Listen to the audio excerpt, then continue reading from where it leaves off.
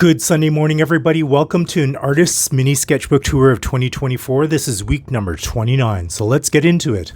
This first spread, going back to my first passion, is sketching people, and it started off with this particular gentleman sleeping on the subway. I remember him distinctly because I had great visions for this drawing. I was like, I'm sitting across from a sleeping man on the subway who's not moving.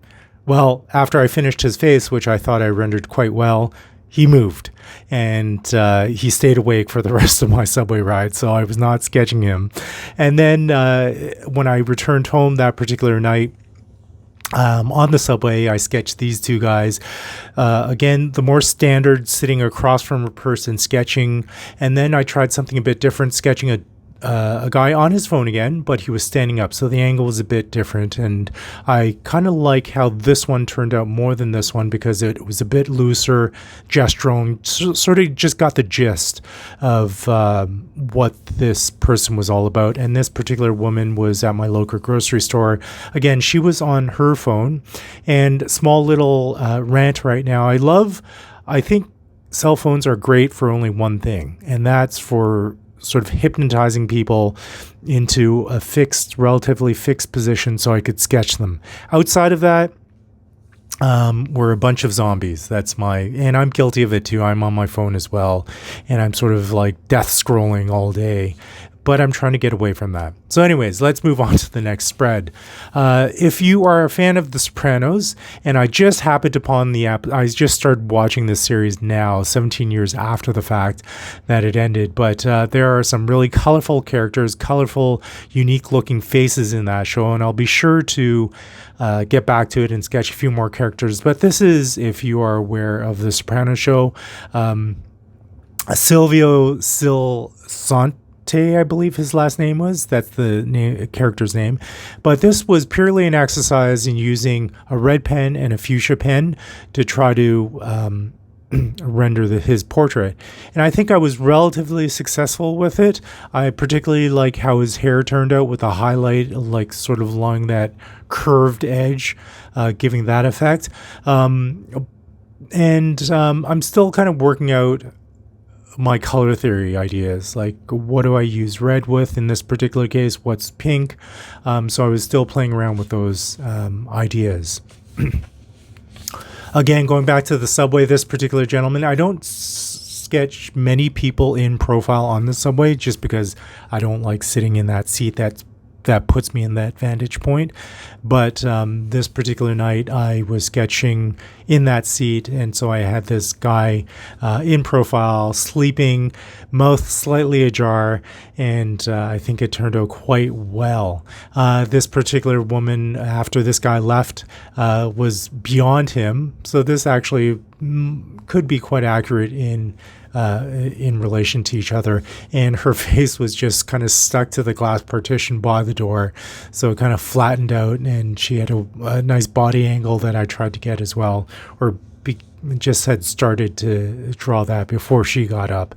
And then some cases, I just don't have time. I was on the bus platform that night, and this guy was standing up, and I thought, why not try to practice my gesture drawing? So that's what I did. He was moving around, and this basically was the essence of him.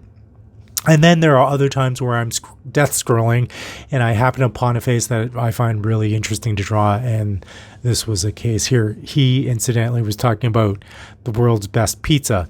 And he had this kind of childlike face, but he was a man at that point. So I think that's what caught my attention there. Again, going back to the subway, what I will remember about this particular drawing is I was with another artist friend and we were talking, and then I noticed him and I abruptly stopped talking to my friend.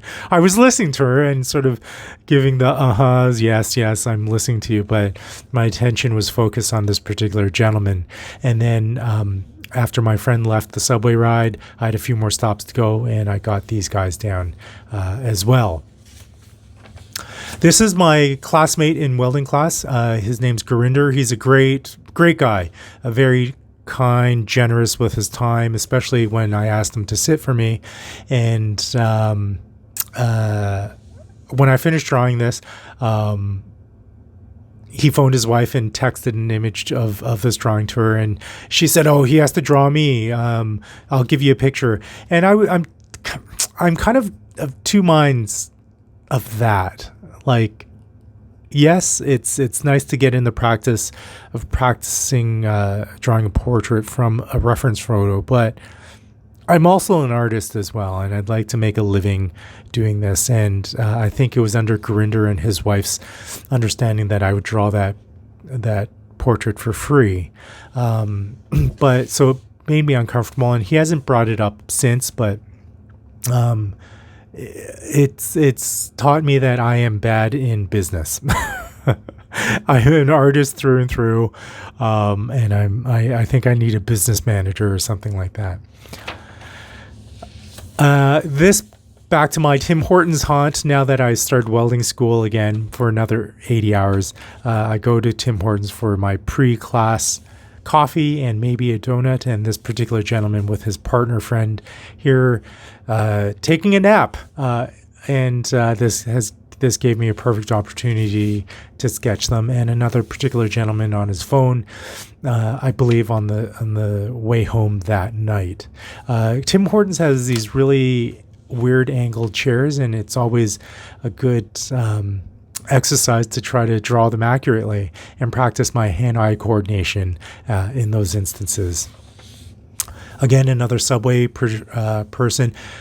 What I will remember about this particular drawing is being very aware of this area of the drawing, how his sort of hands overlapped each other and how the fabric, the cuff of his jacket sort of fell over this particular arm.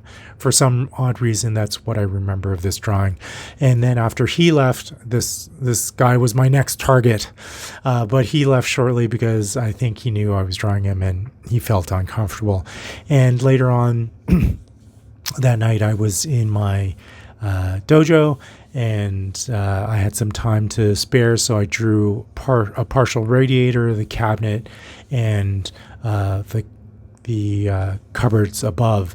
And this, whenever I draw multiple objects or a scene, it's definitely for me an exercise in trying to draw everything in correct proportion to each other. I'm still working on that, but I will try to definitely draw more perspectives and more things with multiple items so I could get my sort of proportions right. Definitely practice makes improvement, that's for sure. And the last spread for week number 29, I had grand visions for this spread. I think I've drawn enough people from life to sort of draw them from imagination. That's what this was all about.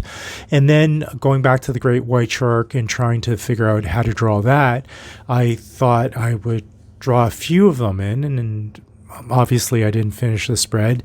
And I'll definitely come back to finish it because that's part of my mentality right now, is to try to finish things that I start, especially when it comes to art, my art.